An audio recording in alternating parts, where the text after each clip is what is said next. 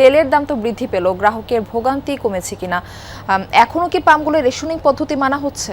এখনো রেশনিং পদ্ধতি চলছে, অর্থাৎ আগে যেভাবে চলছিল সেভাবেই চলছে। নতুন করে এই বিষয়ে আসলে তেল দেয়ার কতটুকু দিতে পারবে সে বিষয়ে কোনো নির্দেশনা সরকারের পক্ষ থেকে আসেনি। তবে তেলের যে দাম বাড়ানো হয়েছে কালকে রাতে, সেটির পর থেকে দুই ধরনের প্রতিক্রিয়া তৈরি হয়েছে মানুষের মধ্যে। তারা বলছেন মূলত এই যে তেলের দাম বাড়ানো হলো, এতে বাড়তি এক ধরনের বোঝা তৈরি হবে।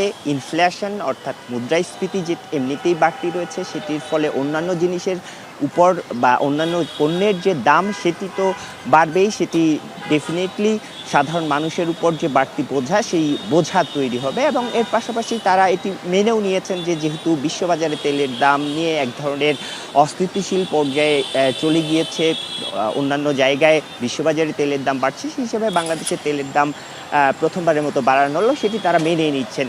কিন্তু তাদের দ্বিতীয় যেই প্রতিক্রিয়াটা, যে এই গত কিছুদিন ধরে তেল নিয়ে যে ধরনের তুগলকি কাণ্ড চলছে, হাহাকার চলছে, সেটি অন্তত এই তেলের দাম বাড়ানোর পর কিছুটা হলেও কমবে। অর্থাৎ তারা মনে করছেন যে গত এক বছর যখন থেকে তেলের সংকট তৈরি হয়েছে, সেই সংকটের পর থেকে মানুষের মধ্যে যে মজুত করার এক ধরনের প্রবণতা ছিল, তেলের দাম বাড়বে এই রকম একটি মনোভাব থেকে, সেটি যেহেতু বেড়ে গিয়েছে, সেক্ষেত্রে মজুতের যে প্রবণতা আগে ছিল সেটি এখন আর হবে না। সেক্ষেত্রে তেলের যে দীর্ঘ লাইন, সেই লাইন কমতে শুরু করবে এইরকম ধারণা করছেন। এবং এটির প্রভাবও কিন্তু এখানকার, আমি পরিবাগে যেই পাম্পটিতে রয়েছি, মেঘনা মডেল সার্ভিস সেন্টার, সেখানকার যারা কর্মী রয়েছেন তারা বলছেন গতকালকে এই জায়গায় যেই দীর্ঘ সারি ছিল সেটি আজকে তুলনামূলকভাবে কম। অর্থাৎ উল্টো দিক থেকে বা চারদিক থেকে যেভাবে সিরিয়ালে 2-3 কিলোমিটার এলাকা জুড়ে এই জায়গাটিতে সিরিয়াল ছিল, সেটি গতকালকের চেয়ে আজকে কম।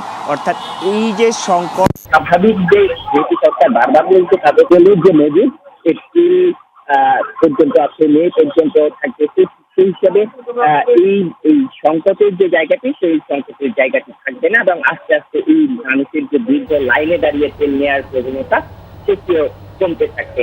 এখন পর্যন্ত আমি পরিবার ছাড়াও আরো কয়েকটিতে ঘুরে দেখলাম পাম্প, কয়েকটিতে তেল আসছে, কয়েকটিতে এখনো আসছে। যে ভিতর থেকে আসার জায়গাটি সেটি এখনো আসেনি, সে কারণে তারা সবুজ, আমরা শুনছিলাম, আপনাকে ধন্যবাদ জানাচ্ছি।